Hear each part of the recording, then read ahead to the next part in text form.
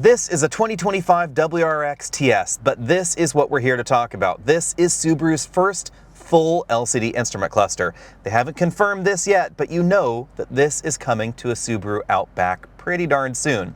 Let's take a deep dive into this and talk about why you might want to put your purchase on hold if you want the latest in Subaru LCD technology.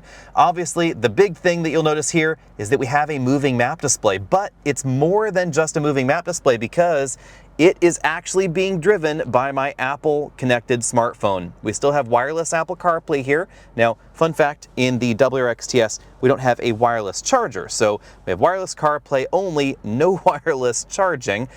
This is what the car's native mapping interface looks like on that same screen. Of course, if you're not navigating with CarPlay, you'll get that. And that is basically the same mapping interface we find over here in the big infotainment system. It's navigation by TomTom, not navigation by Google, like we find in so many full color LCDs. Now over here, we have several different looks. So you can also get a safety focused look. This is looking at eyesight. And we have widgets that will come up on the left side of the display. So for this WRX TS, we have our turbo pressure there, we have an unused page, we have our tire pressure, etc., trip computer readouts, that sort of thing. Basically the same sort of displays you'd find in the partial clusters in other Subarus, only on the bigger display. And if you want more of a traditional gauge layout, you can of course get the dials. Kind of cool Easter egg there. We have the STI logo right there on this particular model, and you can cycle through that with the same button on the steering wheel that you've used to change other functions in Subarus for a while. It's this middle button right here. You'd then toggle through the info pages using these toggles right here. So up here in the cluster, as you roll through options, that tachometer will pop up and pop down and then roll through those various widgets. If I move over to the other map views, the display changes a little bit, so we get that same sort of readout, only we don't get the tachometer there. And then in the dial gauge view, we have that same widget display, but it pops in and out from the side, depending on exactly which option you've rolled through there. So if we roll back through there, eventually it will disappear.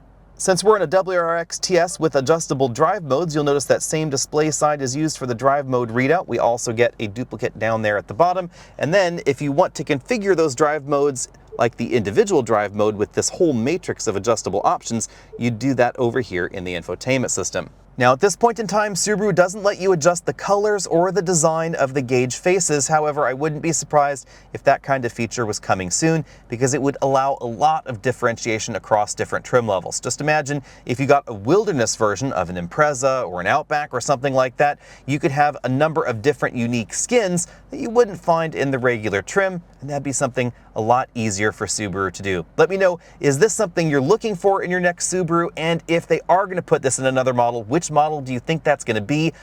I would go out on a limb and say it's probably coming to the next generation Forester hybrid, which we should see pretty darn soon. Let us know what you think about that down there in the comment section below. And of course, let me know what you think about this LCD. Be sure and stay tuned because a full video on the WRX TS, that's coming up soon. See all of you later.